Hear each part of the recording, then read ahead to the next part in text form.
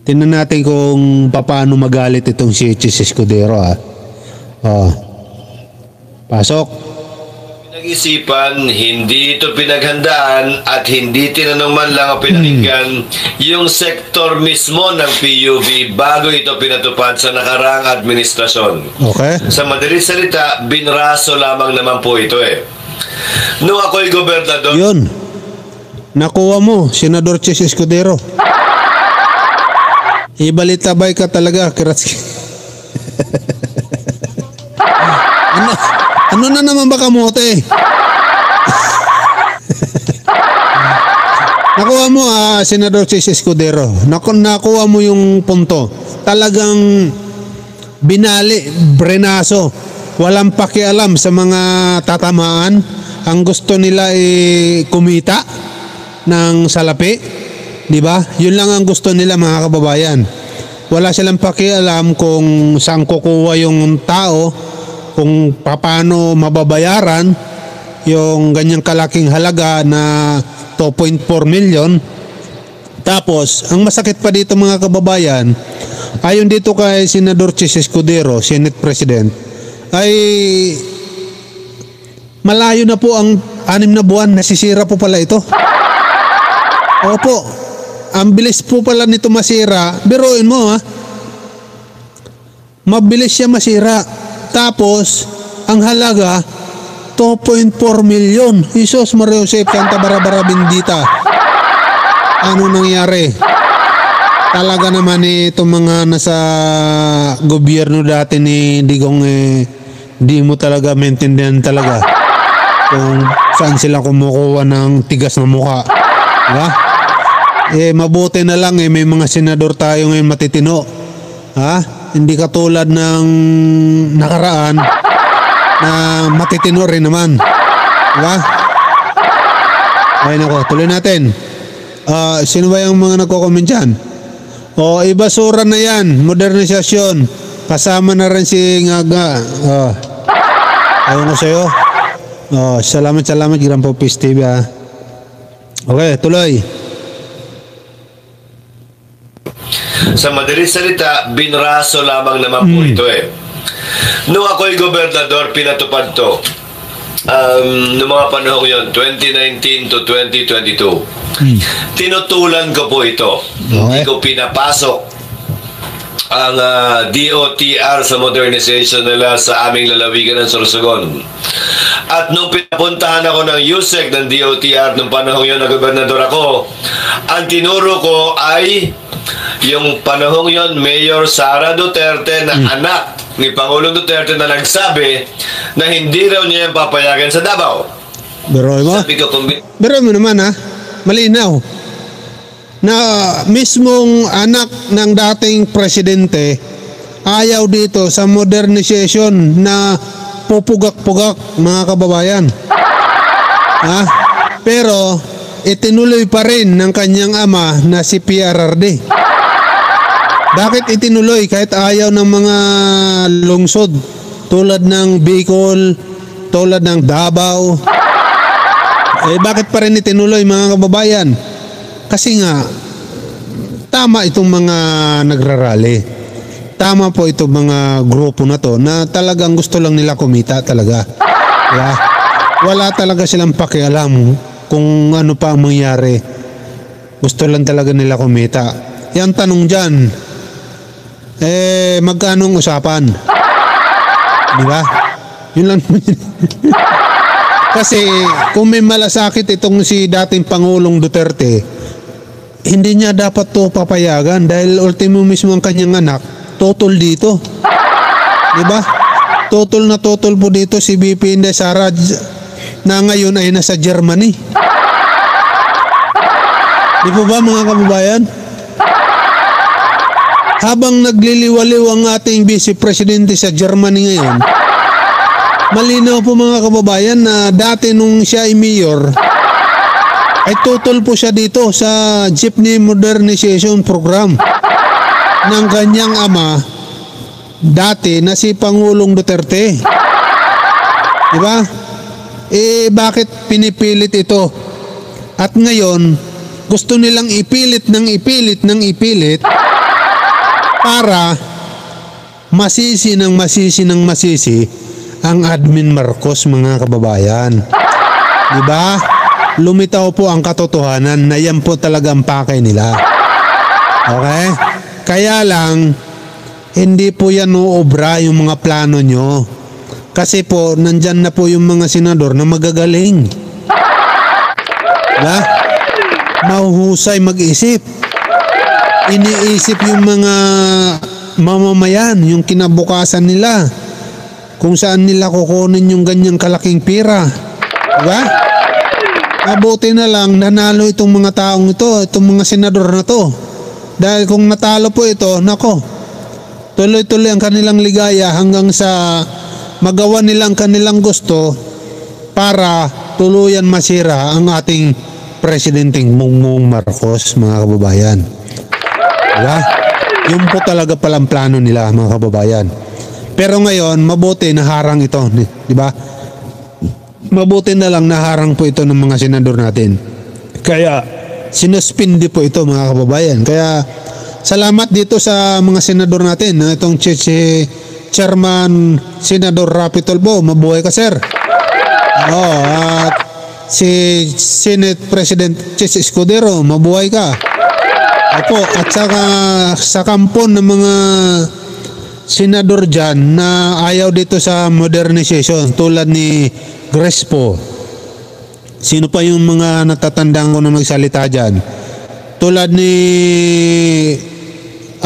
GBRs ito. Diba? Tulad ni Jingo Estrada. Nagsalita yan na ayaw niya talaga ng modernization na yan. Diba? Kasi nga, pahirap po talaga yan sa bayan, mga kababayan. Okay? At iba pa nga na nagsalita na ayaw dito sa modernization. Mabuhay kayo, mga senador. Mabuti na lang po talaga na nanalo kayo. Dahil kung hindi, nako, tuloy-tuloy po ang kanilang tagumpay para masira ang ating Pangulong Bongbong Marcos, mga kababayan. Raske, basa mo na. Shout out sa iyo, Hearts Stone. Hello. May pa hilom-hilom ka. Sabi niya na. Sino pa ba? Bago natin balikan si Senador Chis Escudero. Kapag isa na sa Duterte ang maging presidente, ang vlog mo, Kiratsky, gayahin mo nila na lang ang BMAX TV. Baka lumaki pa ang channel mo. Marami ka pang napasaya.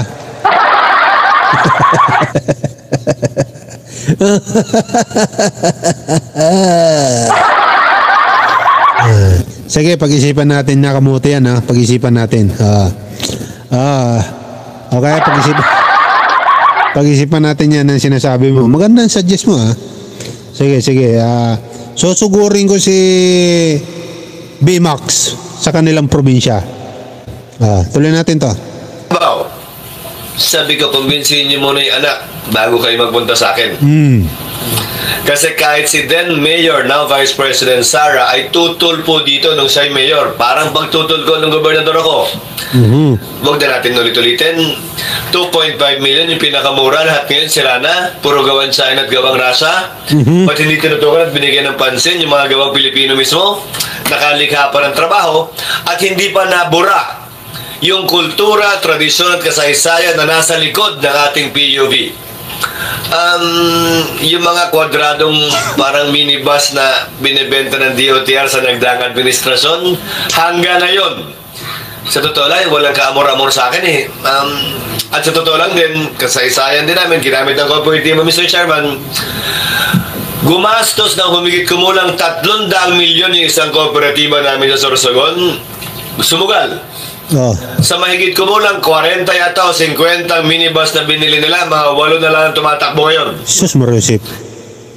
40 piraso na jeepney na bago, 8 na lang ang napapakinabangan. Sa halagang 2.5 million ang isa. Kita mo naman yung katarantaduhan yan. Diba? Kita nyo naman yan. Di nagsayang lang ng pera itong mga jeepney itong mga jeepney na to. Itong may-ari ng mga jeepney na to, mga operator na to, nagsayang lang ng pera. Kasi nasira din pala ng nasira. Diba? Biruin mo naman 40. Tapos ang napakinabangan na lang 8. Tapos ang kakapal pa ng mga pagmumukha nyo para ipasok yung jeepney modernization na yan dito sa Metro Manila. Ayos ah. Parang kayo lang talaga ang gusto mabuhay sa mundo ah. Diba? Binatikos na yan ni Kong Busita. Correct. Kasi inimbestigahan na po ito sa Kongreso, itong modernization na to. Pero itong bago ito ng investigasyon na to, ito talaga ay dahil sinuspindi na po ito ng mga senador na to, mga kababayan. Pinagkahuyan na rin yung mga nasira. Kulang nga ng paghahanda. At bilang panghuling punto, Kinahoy, ibig sabihin pinanggatong. Ha? Ibininta sa junk shop yung halagang 2.5 million, ibininta lang sa junk shop ng 12 bawat bakal. 12 pesos bawat kilo ang bakal. Patay tayo dyan. Good evening po. Shoutout sa iyo, Reniel Miranda Channel. Sir, good evening. Miguel Lab, shoutout sa iyo. Tuloy natin. Grabe talaga itong mga jeepney na to, no? kulang nga ng paghahanda.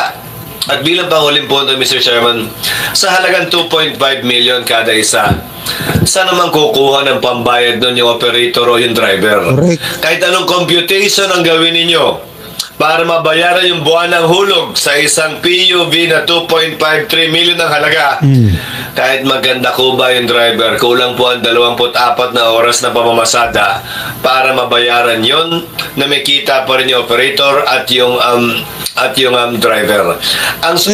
Kahit siguro ako ang operator or driver, kahit sabihin pa nila na piso lang ang ibayad mo kada buwan, hindi ako papayag. Hindi ko po ipagpapalit yung jeepney natin na makaluma, yung original na jeep natin dito sa Metro Manila, dito sa Pilipinas, di ba? Hindi po ako papayag dahil itong mga bago nilang na jeepney na gusto nilang ipalit dito sa mga luma ay hindi naman napapakinabangan pala, nasisira pala, mga kababayan. Diba? Dahil sabi nga ni Chis Escudero, 40 na jeepney na bago, ang napapakinabangan na lang ngayon, 8. Oh. Di nagsayang lang talaga ng pera, mga kababayan. Di ba? Nako talaga naman oh. Renya Miranda bro, okay. 2.5 million naging 2.5 na lang. Shoutout sa iyo, Sir Carl ha. Miguel Lab, shoutout sa iyo. Renya bro, dito muna tayo kay Tol Reske. Kontrahin natin siya. Sige lang ha, no problem sa akin. Hindi ako katulad ng mga DDS na yan na binablock nila yung hindi nila kagrupo. Ako dito, puta, kahit murahin nyo ako ng murahin, mumurahin ko rin naman kayo eh. Walang problema sa akin, magmurahan tayo dito. Sanay ako sa mura ng boss ko. Kaya yung mura sa akin, ano na lang yan, parang high hilo na lang yun sa akin. Sanay din ako makinig ng flip top na puro mura. Kaya sanay ako sa mga ganyan na kahit murahin niya ako, no problem. Sanay na tayo makapakinig ng ganyan, mga kababayan. Siyempre, sanay din ako sa mula pa sa pagkabata ko, nakasubaybay na ako sa Tulfo Brothers. Di ba? Hindi pa sila politiko, puro mura nang naririnig natin sa kanila. Kaya sanay na tayo sa mga ganyan. Kaya yung boss ko dati, puro murang inaabot sa akin. Ay, puro murang inaabot ko sa kanya. Sanay na. Kaya nga may pakulo niyan, jeepney modernization. Walang kinalaman dito si Pangulong Bongbong Marcos, kamote. Dahil panahon po yan ni Duterte. At ngayon nga, postahan tayo sa ipapasara ito ni babasura lang ito ni Pangulong Bongbong Marcos. Kapag nalaman niya yan na yung 40 na jeepney na bago doon sa Bicol ay 8 na lang ang gumagana. Kapag nakita niya, nako, babasura na naman po yan mga kababayan. Okay? Tuloy natin ito si Senador Chis. At yung driver. Ang solusyon dito, Mr. Chairman, sa panig naman nating gobyerno, mulat-mula ang solusyon naman dito, pinansyal eh. Paano nyo mabibigyan ng sapat na kakayahan ang PUV, driver at operator para mabili itong sinasabi nyong malinis, moderno, mas maayos at mas maganda? Hanggat hindi po sapat ang financing, kahit anong puwersa nyo na magkooperatibo yan, para lamang makabili ng mga sinusubo ninyong galing China at galing Russia, hindi po talaga uubra eh. At isa pa po, saan na napunta yung tradisyon, kasaysayan at kultura natin kaugnay sa jeep? Hanggang ngayon po yung mga ambassador natin, pati po ako bilang Senate President ngayon, yung ibang mga senador natin at kongresista, ang pinapamigay po ay yung simbolo pa rin ng jeepney hanggang ngayon eh. Dahil parte na ito ng kultura at kasaysayan ng ating bansa. Yung luma. Isang ganun, buburahin nyo. Sino kayo? At sino nagsabing may kapangyarihan kayo burahin nyo ng ganun-ganun na lamang? Patay. Kaya pinapanukala ko, Mr. Chairman, buwang paniniwala ko na mayoriya ng mga senador ay sumusuporta sa pagsuspinde ng modernization program na ito. Kaya imbis na panukalang batas o dagdag dito, makakapagpasa tayo agad ng resolusyon expressing the sense of the Senate na hinihiling at pinapanawagan sa Pangulo na ito'y pansamantala munang suspindihin hanggat hindi nasasagot lahat ng mga katanungan, lahat ng problema at lahat ng kwestyong pinansyal kaugnay ng modernisasyong ito. Buwang pag-asa ko, Mr. President. Dahil na rin sa mga sabi niya sanay na rin ako sa pagmumura simula nang nag-support ako sa mga vloggers na nagtatapik sila about politika. Sabi ni Sir Renier. At nasanay tayo sa naging Pangulo na palamura. Correct. Nasanay po tayo kay Digong. Ultimo mga kabataan yun. Sanay na. Nagugulat nga ako sa anak ko eh. Yung anak ko, yung anak-anakan binata pa ako Akala nyo siguro may anak ako. Meron akong ampon, napulot ko sa baha. Yung bumaha kahapon. At yan ang signature ng Pilipinas. Signature ng Pilipinas ang jeepney. Correct. Talagang ako kung akong tatanungin nyo gusto ko pa rin talaga yung luma. Alam nyo kung bakit? Naalala ko nung bata pa ako Total bata pa naman talaga ako ngayon. Nung ako'y umaangkas sumasabit sa jeep habang walang saplot. Sa probinsya namin sumasabit ako sa jeep, walang saplot, umaakyat ako sa bubong. Ang daming pwede hawakan. Hindi nakakatakot, di ba? Kahit magkalambitin ka pa, napakaganda, hindi ka matatakot kasi ang daming pwedeng hawakan. Yung bago ngayon, yung parang bus, putik na yan, kapag dumulas ka, wala kang mahawakan. Wala nga bintana. Walang bintana. Karaleo, ngayon nasanay ka na sa Pangulong na malakas. pulburon, okay? Sabi ni Kamote. Tuloy natin. Walang sense yung sinasabi ni Kamote. Wala tayong matututunan kay Kamote. Sa totoo lang, wala tayong matututunan kay Kamote. At saka, Mr. President, dahil na rin sa mga naging posisyon ng Pangulo sa kanyang zona, partikular kaugnay ng Pogo, may isang bagay na pinakita si Pangulong Marcos kahapon. Siya'y nakikinig at siya'y sensitibo sa pulso at opinyon ng ating mga kababayan. At bilang inyong mga kinatawan sa Senado, sa pangunguna ni Chairman Raffy Tulfo, paparinig natin, ihahatid natin sa kanya yung pulso, pananaw at posisyon ng mas nakararami nating kababayan na ipagpaliban muna ito. At sana dinggin. Para sa akin, wag na ipagpaliban. Basura na talaga yan. Wala Total yung jeepney na yan, nakita ko sa YouTube putik akala mo basura Basura na lang sa China pinagtabi-tabi, kinakalawang na ngayong iba diba? Kasi nga, ang gawa pala ng China dyan sa electric, ano na yan, mga electric sasakyan na yan, mga automatic sasakyan, ay 6 million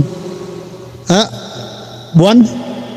Tama, 6 million, gumagawa sila ng 6 million kada buwan. Yung ganyan jeepney. Kaya ang nangyari doon, natambakan sila ng natambakan, ayun, nalogi yung kanilang mga negosyante doon.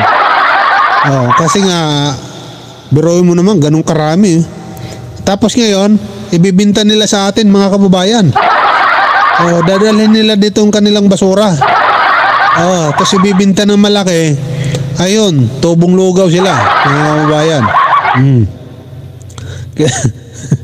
Kiratskin, nimal ka. Bakit? Ba't nimal ako? Kiratski, luma ka naman to. Luma ka naman Totoo naman Kamote. Wala kaming matututunan sa'yo. Mga sinasabi mo dito, puro style ni Maharlika. Style ni Maharlika na bangag, style ni Roque. Anong matututunan namin sa'yo? Kung idol na idol mo itong mga taong ito. Di ba? Baguhin mo na yung style mo. Kamote, Kamote, nasanay tayo kay Digong nyo.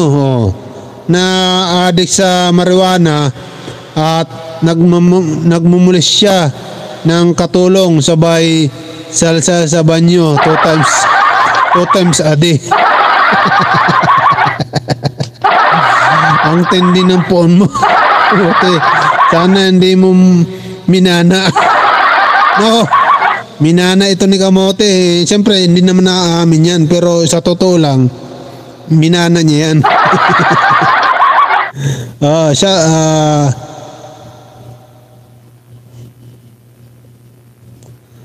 Sabi ni baharaw ngayon, makabumalik sa yung basura. Ay, kalilinis ko nga lang, babalik na naman. Pambihira ka. Sana dinggin niya, tulad na naging posisyon din ng Senado sa Pogo, yung ating posisyon kaugnay nito, na hindi na kailangan hintayin pa yung susunod na zona. Kasi kaisa nyo kami, Mr. Chairman, at suportado ko ang posisyong yan. Kung inyong iyahain ng resolusyon, kahit po sa darating na linggo, yan ay resolution lamang naman po. Kapag makakuha tayo ng mayoriyang pirma, tutulungan ko kayo makakuha ng mayoriyang pirma. Agad naming maipapasa ang panawagang ito ngayon o sa darating po na linggo.